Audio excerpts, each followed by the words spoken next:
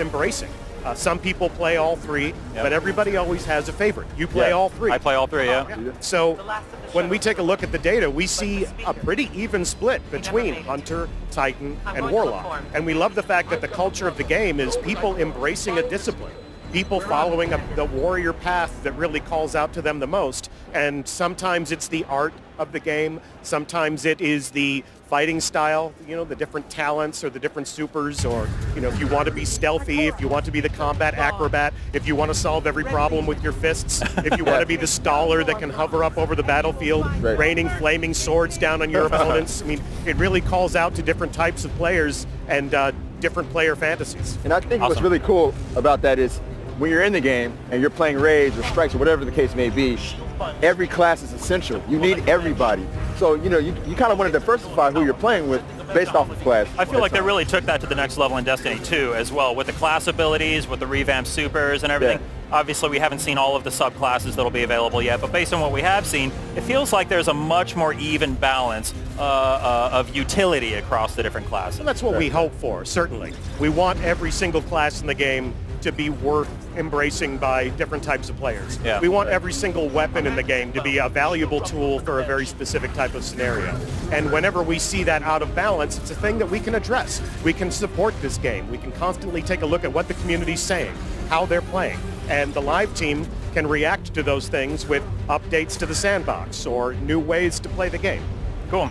We did, another question is actually a series of questions we got. We had a lot of passionate Destiny players who want to know whether their efforts, their hundreds of hours in Destiny 1 will be recognized in some way in Destiny 2. Yeah, that's absolutely a thing that we intend to do.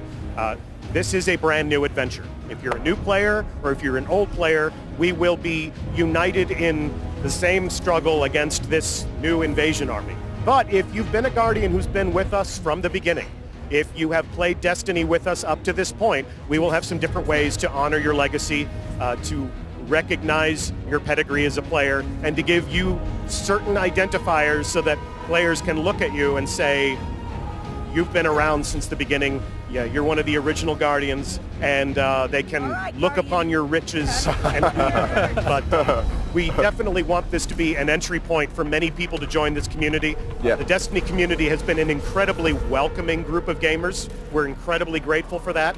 And any healthy community thrives when new blood joins. And I think the Destiny community loves taking new players, introducing them to the game, leading them through those different challenges. And for those new players, it'll be important for us to have those markers and to have those indicators. Like, you've been around for a while. Show me the ways of a Guardian. You know, like, talk to me about these raids. Talk to me about how I group up with other people.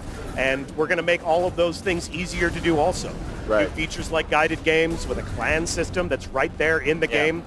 We want the connective tissue that brings all these players together to overcome these enormous challenges that we've cooked up, dropped into this player experience to be something that is a lot more logical inside of the game.